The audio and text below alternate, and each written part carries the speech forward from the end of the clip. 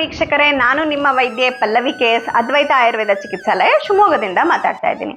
ಇವತ್ತು ಹರ್ಪಿಸ್ ಲೇಬಿಯಾಲಿಸ್ ಅಥವಾ ಪಿತ್ತಜ ಓಷ್ಟ ರೋಗದ ಬಗ್ಗೆ ನಾನು ಹೇಳಲಿಕ್ಕೆ ಬಂದಿದ್ದೀನಿ. ಹರ್ಪಿಸ್ ಲೇಬಿಯಾಲಿಸ್ ಅಂತಂದ್ರೆ ನಿಮಗೆ ಆ ಒಂದು ಹೆಸರಿನಲ್ಲೇ ಇದ್ದ ಹಾಗೆ, ಹರ್ಪಿಸ್ ಅಂದ್ರೆ ವಿಸರ್ಪ ಅಂತ ನಾವು ಹೇಳ್ತೀವಿ, ಅದು ಲೇಬಿಯಾಲಿಸ್ ಅಂದ್ರೆ ತುಟಿಯ ಹತ್ರ ಆಗುವಂತಹ ಒಂದು ತೊಂದರೆಗೆ ಹರ್ಪಿಸ್ ಲೇಬಿಯಾಲಿಸ್ ಅಂತ ಹೇಳ್ತೀವಿ.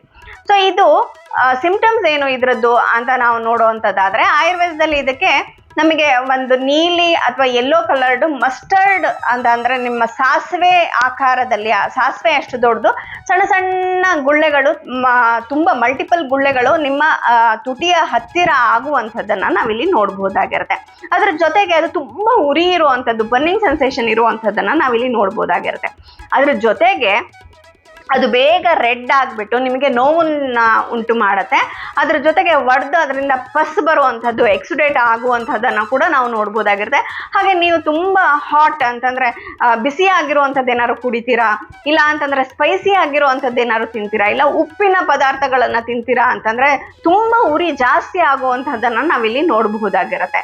ಹಾಗಾದರೆ ಇದಕ್ಕೆ ಏನೆಲ್ಲ ಕಾರಣ ಅಂತಂದರೆ, ಆ ಒಂದು ಹೆಸರಿನಲ್ಲೇ ಇರುವ ಹಾಗೆ ಪಿತ್ತಜ ಓಷ್ಟ ರೋಗ ಆಗಿರೋದನ್ನ ಪಿತ್ತ ಹೆಚ್ಚು ಮಾಡುವಂತಹ ಯಾವುದೇ ಒಂದು ಕಂಡೀಷನ್ಸ್, ನಿಮಗೆ ಎಕ್ಸ್ಟರ್ನಲ್ ಕಂಡೀಷನ್ ಇರ್ಬೋದು, ಇಂಟರ್ನಲ್ ಕಂಡೀಷನ್ ಇರ್ಬೋದು, ಆಹಾರ ಇರ್ಬೋದು, ನಿಮ್ಮ ವಿಹಾರ ಇರ್ಬೋದು, ಯಾವುದೇ ಒಂದು ಆದರೂ ಕೂಡ ನಿಮಗೆ ಈ ಒಂದು ಪಿತ್ತಜ ಓಷ್ಟ ರೋಗ ಆಗುವಂಥದ್ದು ಅಥವಾ ಹರ್ಪಿಸ್ ಆಗುವಂಥದ್ದನ್ನು ನಾವಿಲ್ಲಿ ನೋಡಬಹುದಾಗಿರುತ್ತೆ.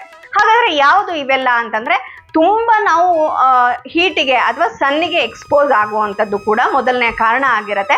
ಇನ್ನು ಎರಡನೇದಂತಂದರೆ, ನೀವು ತುಂಬ ಹಾರ್ಮೋನಲ್ ಇಂಬ್ಯಾಲೆನ್ಸ್ ಇದೆ, ನೀವು ಮಿಡ್ ಏಜಲ್ಲಿದ್ದೀರಾ, ನೀವೊಂದು 30 ವರ್ಷ 35 ವರ್ಷದವರಾಗಿದ್ದೀರಾ, ನಿಮ್ಮ ಹಾರ್ಮೋನ್ ಸ್ವಲ್ಪ ಇಂಬ್ಯಾಲೆನ್ಸ್ ಆಗ್ತಿದೆ, ಇರ್ರೆಗ್ಯುಲರ್ ಪೀರಿಯಡ್ಸ್ ಇದೆ, ಇಲ್ಲ ಮೆನ್ಸಸ್ ಬರುವಂಥ ಟೈಮ್ ಇದೆ, ಅಂಥ ಟೈಮಲ್ಲೂ ಕೂಡ ನಿಮಗೆ ಈ ಒಂದು ಹರ್ಪಿಸ್ ಕೆಲವು ಸತಿ ಕಾಣಿಸ್ಕೊಳ್ಳುವಂಥದ್ದನ್ನು ನಾವಿಲ್ಲಿ ನೋಡ್ಬೋದಾಗಿರುತ್ತೆ.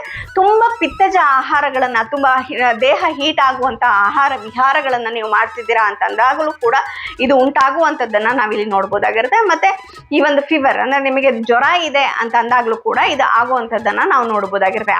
ಇದಕ್ಕೆ ಜ್ವರದ ಗುಳ್ಳೆ ಅಂತಾನು ಕೆಲವರು ಹೇಳುವಂಥದ್ದನ್ನು ನಾವಿಲ್ಲಿ ನೋಡ್ಬೋದಾಗಿರುತ್ತೆ. ಯಾಕೆಂದರೆ ಜ್ವರ ಅತಿ ಹೆಚ್ಚಾದವಾಗ, ಟೆಂಪ್ರೇಚರ್ ತುಂಬ ಜಾಸ್ತಿ ಇದ್ದವಾಗ, 101 102 ಡಿಗ್ರಿ ಇದ್ದವಾಗ ಈ ಒಂದು ತುಟಿಯ ಮೇಲೆ ಗುಳ್ಳೆಗಳಾಗುವಂಥದ್ದನ್ನು ನಾವಿಲ್ಲಿ ನೋಡ್ಬೋದಾಗಿರುತ್ತೆ. ಹಾಗಾದರೆ ಇದನ್ನು ಪ್ರಿವೆಂಟ್ ಮಾಡೋದು ಹೇಗೆ ಅಂದರೆ, ನಾವು ಪಿತ್ತಜ ಆಹಾರ ವಿಹಾರಗಳನ್ನು ಕಡಿಮೆ ಮಾಡಬೇಕಾಗಿರುತ್ತೆ, ತಂಪಾಗಿ ನಮ್ಮ ದೇಹವನ್ನು ಇಟ್ಕೊಳ್ಬೇಕಾಗಿರುತ್ತೆ.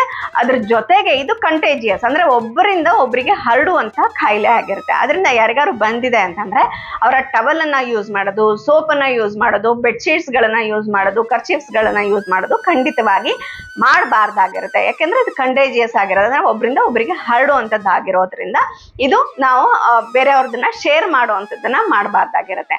ಹಾಗಾದರೆ ಇದು ನನಗೆ ಬಂದಿದೆ, ಆಯುರ್ವೇದದಲ್ಲಿ ಇದಕ್ಕೇನಾದರೂ ಚಿಕಿತ್ಸೆ ಇದೆಯಾ ಅಂತ ಕೇಳಿದ್ರೆ ಖಂಡಿತವಾಗಿ ಇದಕ್ಕೆ ಆಯುರ್ವೇದದಲ್ಲಿ ಚಿಕಿತ್ಸೆ ಇದೆ. ಏನು ಚಿಕಿತ್ಸೆ ಇದೆ ಅಂತ ಕೇಳಿದ್ರೆ, ಮೊದಲನೇದಾಗಿ ಇದಕ್ಕೆ ನಾವು ಜಲೌಕಾವಚರಣವನ್ನು ಮಾಡಬೇಕಾಗಿರುತ್ತೆ. ಜಲೌಕವನ್ನು ಅಲ್ಲಿ ಬಿಟ್ಬಿಟ್ಟು ಅಲ್ಲಿ ನಮಗೆ ಲೋಕಲೈಸ್ಡ್ ಆಗಿರುವಂತಹ ಪಿತ್ತ ಏನಿದೆಯಲ್ಲ ಅದನ್ನು ನಾವು ತೆಗಿಬೇಕಾಗಿರುತ್ತೆ.